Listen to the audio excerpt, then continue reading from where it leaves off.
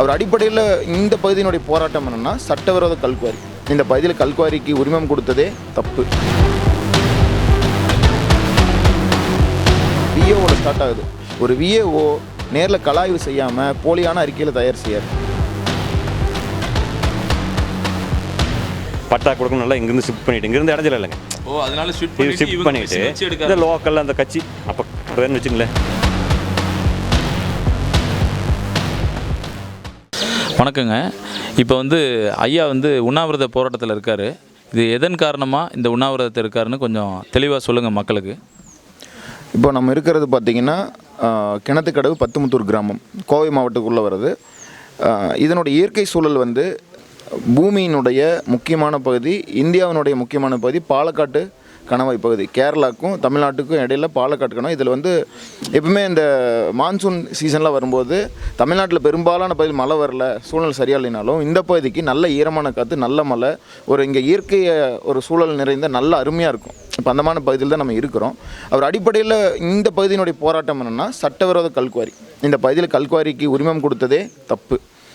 ஆனாலும் கல்குவாரிக்கு அனுமதி கொடுக்குறாங்க. இங்கிருந்து வெட்டி எடுக்கப்படுற அனைத்து வகையான கனிமங்களும் நம்ம பகுதிக்கெல்லாம் இல்லை. இங்கேருந்து எடுக்கப்படுறது எல்லாமே அண்டை பக்கத்தில் ஒரு 10 கிலோமீட்டர் டிஃப்ரென்ஸில் கேரளா ஸ்டார்ட் ஆகுது எல்லை.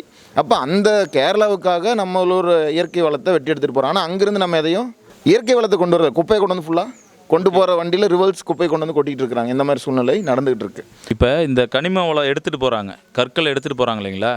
இது அனுமதிக்கப்பட்ட அளவில் தான் எடுக்கிறாங்களா, இல்லை அத்துமீறி எடுத்துகிட்டு போகிறாங்களா? இதில் லாபம் அடைகிறது யார்? அதாவது கனிம கொள்ளை அப்படின்னு நீங்கள் எடுத்துகிட்டனாலே முதல்ல அதுக்கு அச்சாரம் போடுறது அரசு அலுவலர்கள். விஏஓவில் ஸ்டார்ட் ஆகுது. ஒரு விஏஓ நேரில் கலாய்வு செய்யாமல் போலியான அறிக்கையில் தயார் செய்யார்.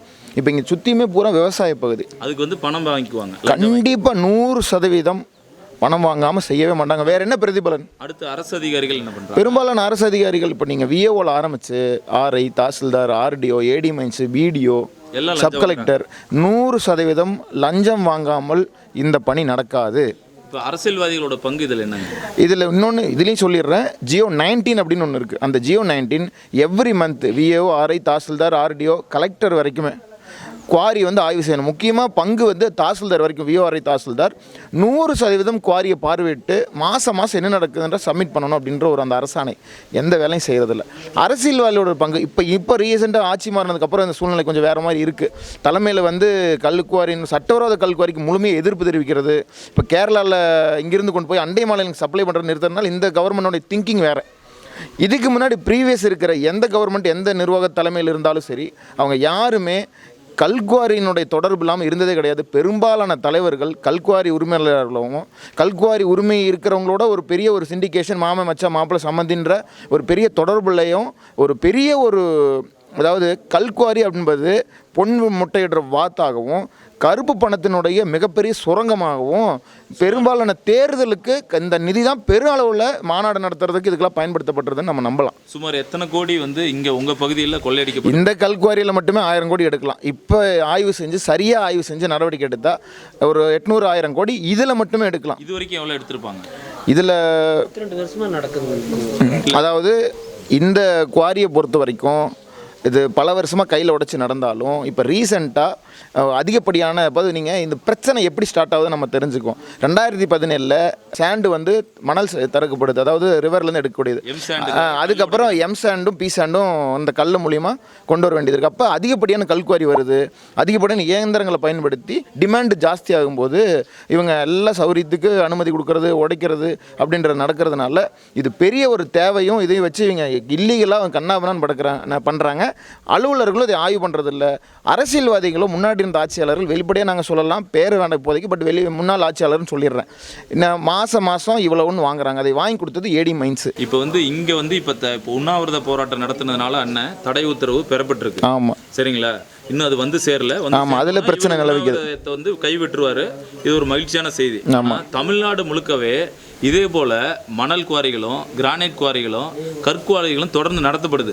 இப்போ இந்த மாறி இருக்க அரசாங்கமும் இதில் சம்மந்தப்பட்டிருக்கலான்ற சந்தேகம் மக்கள் மத்தியில் நிலவுது. ஏன்னா இப்போ இருக்கிற அரசியல்வாதிகளுக்கும் அந்த முன்னாடி இருந்த கட்சிகளோட தொடர்பு இருக்கு. முன்னாடி இருந்த கட்சியில இருந்தவங்களும் நிறைய பேர் இதுலயும் இருக்காங்க. இப்போ வந்து சேர்றவங்கலாம் உங்களுக்கு தெரியும் இருக்கிறாங்க. விஜயபாஸ்கர் போன்றவங்க எல்லாம் வந்து கல்குவாரியில இருக்கிறாங்க. கல்குவாரி இருக்குது. அவங்க வரும்போது இந்த அரசும் வந்து மக்கள் நலனுக்கு எதிராக செயல்படுமா ஆதரவா செயல்படுமா? உங்க கருத்தை சொல்லுங்க. இப்போ இந்த விஷயத்தில் என்னுடைய பார்வையை பொறுத்த வரைக்கும் முதல்வர் விஜய் அவர்கள் வந்து மிக தெளிவாக இப்படி தான் போகணும், கீழே இருக்கிற அமைச்சர்களாகட்டும் கட்சிக்காரங்க ஆகட்டும் தப்பு பண்ணால் விடமாண்டேன் அப்படின்ற ஒரு எண்ணத்துலையும் செயல்பாட்டிலையும் பல்வேறு இடங்கள் வெளிப்படுத்துறதையும் பார்க்குறோம். கீழே இருக்கிறவங்க ஃபாலோ பண்ணுறாங்களான்னா அது பெரும்பாலான இடங்களில் புதுசாக, அதாவது கட்சி விஜய் வந்து ஊழல் ஒழிக்கணும்னு எண்ணத்தில் இருக்காருன்னு சொல்கிறீங்க. ஆனால் விஜயபாஸ்கரை ஏன் கட்சியில் சேர்த்துறாரு? இப்போ அதுதான் இப்போ சகாயம் ஐஏஎஸ் கேள்வி எழுப்புறது. இப்போ நாங்கள் கேட்குறோம், விஜயபாஸ்கரை சேர்க்கிறாரு, சரியில்லை, தவறு தான். இல்லை, இது நீங்கள் வெளிப்படையாக சொல்லுங்கள். தவறு தான். நம்ம பொலிட்டிக்கல் ஸ்டாண்ட் எடுக்க வேண்டியதில்லை. ஆனால் எந்த கட்சியாக இருந்தாலும் ஊழல் நம்ம வன்மையாக எதிர்க்கணும். இப்போ நான் கேட்குறேன், விஜயபாஸ்கர் 2 விஜயபாஸ்கர் மட்டும் இல்லை, இசக்கி சுப்பையா போன்ற பழைய மந்திரிகள் பழைய எம்எல்ஏக்களை வந்து பணம் கொடுக்காம வாங்குவாங்களா? ஏன்னு கேட்டிங்கன்னா அவங்களாம் பணம் கொடுத்து ஜெயித்தவங்க தான். கரூரில் உதாரணத்துக்கு விஜயபாஸ்கர், சரிங்களா, விராலிமலையில் விஜயபாஸ்கர்லாம் ஜெயித்தது பணம் கொடுத்துருக்காங்க ஓட்டுக்கு. அப்போ அவங்க தொகுதிக்கு 20 கோடி 30 கோடி செலவு பண்ணவங்க சும்மா போய் அந்த கட்சியில் சேருவாங்களா? இப்போ இதை வந்து நம்மளே சொல்ல வேண்டியதில்லை. இதை அவங்களே அந்த கட்சியை சார்ந்தவங்களே தாவக்கால் வந்து சேர்றதுக்கு முன்னாடி அறிக்கையாகவே சொல்லியிருக்கிறாங்க. விஜயபாஸ்கர் உயிரை பணம் வச்சு போறாங்க. அவருக்கு முன்னாடி நின்று பேசுகிற நீங்கள் உறுதியாக இந்த ஊழல் லஞ்சத்தை ஊழல்வாதிகளை எதிர்க்க தயங்கினோம்னா, அதாவது நம்ம வந்து கட்சி பார்த்தோ அல்லது ஒரு தலைவரை பார்த்தோ எதிர்க்க தயங்கினோம்னா இதை ஒழிக்கவே முடியாது. இன்னைக்கு இவர் உண்ணாவிரதம் இருக்கிறாருன்னு பேருக்கு தடை உத்தரவு போடுவான், 10 நாளில் மறுபடியும் திறந்துருவான். நீங்கள் நல்லா தெரியும், இதே கனிம வளத்துறை மந்திரி நம்ம இதுக்கு தென் மாவட்டங்களில் போயிட்டு ரெய்டு பண்ணி வந்த உடனே சில கல்குவாரிகளில் 5 வருஷமாக மூடி இருந்ததை திறந்துருக்காரு. இது உங்களுக்கு தெரியுமா? 5 வருஷத்துக்கு முன்னாடி அதிமுகவில் இருந்தவர் மூடப்பட்ட கல்குவாரியை இப்போ திமுக ஆட்சி முடிஞ்சோடனே இவங்க டிவிக்கே வந்து திறந்துருக்காங்க. சரிங்களா? அப்போ ஊழல் ஒழிக்கிறார இந்த மந்திரி. நீங்கள் வந்து விஜய் மேலே உங்களுக்கு நன்மதிப்பு இருக்கலாம், அதனால தான் இத்தனை மக்கள் ஓட்டு போட்டிருக்காங்க. ஆனால் அவரை சுற்றி இருக்கிற அரசியல்வாதிங்க அல்லது அரசியல் பண்ணி முன்னேற துடிக்கிறவங்க ஊழலுக்கு எதிரானவர்களாக இருக்காங்களான்றதை நம்ம பார்க்கணும். உண்மையாக வந்து அவங்க ஊழலுக்கு எதிராக இருந்தாங்கன்னா ஆதரிக்கலாம். ஆனால் அப்படி எந்த அறிகுறியும் தெரியாத போது நம்ம விஜய்ன்ற ஒரு முகத்துக்காக வேண்டி இந்த அரசுக்கு கண்மூடித்தனமாக ஆதரவு கொடுக்கக்கூடாது, மக்கள் எதிர்க்கணுன்றது தான் இப்போ இருக்கிற நிலைமை. நீங்கள் உங்கள் கருத்தை சொல்லுங்கள். அதாவது இன்னைக்கு இருக்கிற இந்த சமூக தளத்தினுடைய பேரெழுச்சி, இப்போ நம்ம என்ன வேணாலும் நம்ம பேசலாம். சமூக தளத்தினுடைய பேரெழுச்சி எந்த ஆட்சியாளர்களாக இருந்தாலும் தப்பை உணரணும். ஒரு தவறு நடக்கும்போது இப்போ இந்த கட்சியிலிருந்து இந்த கட்சிக்கு வர்றாங்க பெரும்பாரியான விஜய் வந்து அவங்க கட்சிக்காரங்க பண்ணுற தப்பை உணர்ந்து மாற்றணும்னு நீங்கள் சொல்கிறீங்களா? அவங்க கட்சிக்காரங்க அப்படின்னு நான் சொல்கிறத விட மாற்று கட்சியிலிருந்து வர்றவங்கள அவங்க சரியானவங்களான்னு பார்க்கணும். சரியானவங்க இல்லைன்னா அவங்கள வந்து உள்ளே சேர்த்தவே கூடாது. நன்றிங்க, உங்கள் கருத்துக்கு நன்றி. இதுதான் வந்து முக்கியமானது. இந்த பிரச்சனையோட சந்தியே இங்கே தான் வருது. ஏன்னா நம்ம 2 கட்சியை வந்து மாற்றி இன்னொரு கட்சிக்கு ஓட்டு போடுறோம்னா அந்த கட்சிக்காரங்களே மறுபடியும் சேர்த்துட்டு ஆட்சி நடத்த போகிறாங்கன்னு சொல்கிறாங்கன்னா அப்போ அது மக்களுக்கு எதிரானதான் போய் முடியும். நம்ம எல்லாரும் சேர்ந்து இந்த வேண்டுகோளை வைப்போம். இன்னும் சில பேரோட கருத்துக்களையும் நம்ம கேட்டுக்கலாம். சார், நன்றிங்க. நன்றி ஐயா. வணக்கம், உங்கள் பேருங்க? பூபதிராஜுங்க. முருகானம் தோட்டம் பக்கத்து தோட்டம் என்னோட தோட்டம்ங்க. சரிங்க. இதில் வந்து கிட்டத்தட்ட 40 வருஷத்துக்கு குவாரியெல்லாம் இயங்கிட்டு இருந்தது. அன்னைக்கடை ஆளை வச்சு அந்த கல்லுடைய போர் சின்ன கூலி ஆள் அவங்களே வந்து பண்ணிகிட்டு இருந்தாங்க. சிறு இங்கே ஒரு 10-20 குடும்பம், ஒரு 100 பேர் பக்கமே இருந்தாங்க. அங்கங்கே தோட்டத்தில் குடி இருந்துட்டு ரெகுலராக போய் கல் சைஸு பெருசாக அவங்க அளவுக்கு பண்ணிகிட்டு இருந்தாங்க. நிறையா அந்த குடும்பம் பொழைச்சிட்டு இருந்தது. மிஷின் வச்சு இல்லை, கையில் தான் உடைப்பாங்க. 40 வருஷமாக அதை தான் பண்ணிகிட்டு இருந்தாங்க. நாங்களாம் எந்த எதிர்ப்பு தெரிவிக்கல. அவங்களா ஒரு குழி போடுவாங்க, அளவாக பண்ணிட்டு போயிட்டு இருந்தாங்க. அது அப்படியே கொஞ்சம் கொஞ்சம் குழுவாக மாறிச்சு. ஒரு ஆட்சியில் வந்து எல்லாம் குழு திட்டங்கள், இந்த குழு அந்த குழு மகாத்மா காந்தி ஜான்சி ராணி அந்த மாதிரி குழுவுக்கு லேடிஸுக்காக விட்டு பண்ணாங்க. அதை வந்து அப்போ தனிநபரை வந்து அந்த குழுவில் கான்ட்ராக்ட் எடுத்துகிட்டு இவங்க வந்து பண்ணிகிட்டு இருந்தாங்க. அப்போ இயங்குறக்கு ஆரம்பிச்சதையுமே அப்பவும் மெஷினரிஸ் பெருசாக வரலிங்க. கடந்த ஒரு 5 வருஷத்துக்குள்ளே இவங்களெல்லாம் இங்கேருந்து குடிபெயர்த்துட்டாங்க. இப்போ கடந்த 5 வருஷமாக தான் மெஷின் வச்சு ஆமாம். இல்லை, இங்கே குடியிருந்தவங்க எல்லாம் கிட்டத்தட்ட ஒரு 10 வருஷத்துக்கு முன்னாடி அங்கே ஒரு கோயில் பக்கம் பட்டா கொடுக்கணும் நல்லா இங்கேருந்து ஷிஃப்ட் பண்ணிவிட்டு இங்கேருந்து இடஞ்சல இல்லைங்க. ஓ அதனால ஷிஃப்ட் ஷிஃப்ட் பண்ணிட்டு இந்த லோக்கலில் அந்த கட்சி அப்போ வச்சுங்களேன் ஃபுல்லாகவே. அப்புறம் சொல்லுங்க, தைரியமா சொல்லுங்க. இல்லை அன்னைக்கு டிஎம்கே இல்ல நம்ம டிஎம்கே ஏடிஎம்கே டிவிகேன்னு இல்லைங்க, மக்களுக்கு எதிராக இருக்கவங்க எல்லாம் அன்னைக்கு கட்சிக்காரர் நாம வந்து சுட்டி காட்டணும். இல்லை அன்னைக்கு இந்த அளவுக்கு வெளியில் பாறை போகிற காரணமே அன்னைக்கு இருந்து ஆளுங்கட்சிக்காரர் அன்னைக்கு இருந்து பதவியில் இருந்துட்டு அப்புறம் அப்படியே இந்த குழுவுகளை ஆக்கிரமிச்சு இவங்களே பண்ணுற காரணம் வச்சாங்க. இவங்களை சம்பாதிக்கிறத பார்த்து போட்டு அடுத்ததில் வந்து வெளியிலேருந்து எல்லாம் வர்றாங்க. ஆமாம், அவங்க வெளியிலேருந்து இந்த லோக்கல் இருக்கனோடு வெளியில் வராங்க, வெளியிலேருந்து பக்கத்து ஊருக்கெல்லாம் ஏலம் எடுத்து வராங்க. அவங்க சம்பாதிப்போ லோக்கலில் இருக்கணும். எங்களுக்கு பூராமே பட்டா இந்த குவாரி சுற்றி பட்டா நிலங்க இருக்குது. பட்டா நிலத்துக்கார அனுமதியில் இப்போ நான் அப்ஜெக்ஷன் பண்ணி உடைக்க முடியாதுல்ல, அவங்களே குவாரிதாரர் ஆகிறாங்க. இப்போ நானே கான்ட்ராக்ட்காரன் ஆகிட்டுன்னு வச்சுங்க, எனக்கு ஒன்றும் பிரச்சனை இல்லை, புழுதி வராது, வேட்டு வச்சா கல் வராது. அந்த மாதிரி நான் அப்ஜெக்ஷன் பண்ணுறது இல்லைன்னா இங்கே இருக்கிற குவாரிக்கு இப்போ இந்த 5 வருஷத்துக்குள்ளே இங்கே இருக்கிற பட்டாதாரெல்லாம் கொஞ்சம் ஷிஃப்ட் பண்ணி ஊருக்குள்ள கொண்டு போயிட்டாங்க. இப்போ இதுக்கு கனிம வளத்துறையில் டோக்கன் போடுவாங்க எடுக்கிறதுக்கு இல்லைங்களா, லோடுக்கு இவ்வளோன்ட்டு. அது அனுமதிக்கப்பட்ட லோடு தான் போகுதா? அப்படியெல்லாம் இல்லைங்க, அதிகமாக போதும். அதான் 5 டன் போதுங்க, அதிகபட்சம் 80 டன் வரைக்கும் போட்டு போயிடும். அதாவது இப்போ வந்து ஒரு வண்டிகளில் வந்து இத்தனை டன் தான் எடுத்துகிட்டு போகணுன்னு அந்த டன் அளவையும் மீறுவாங்க. அப்புறம் வண்டிகள் இத்தனை வண்டிக்கு தான் டோக்கன் போட்டு, இப்போ 10 வண்டிக்கு டோக்கன் போட்டு 100 வண்டி எடுத்துகிட்டு போனாங்கனாலும் அதிகாரி வந்து அது குழந்தையா இருந்தால் அது குழந்தைதாங்க. நைட்டுங்க எப்படி இந்த குவாரியெல்லாம் ஈங்கறக்காரம் வந்து முருகானந்த் கிட்டத்தட்ட 3-4 வருஷம் போராட்டம்.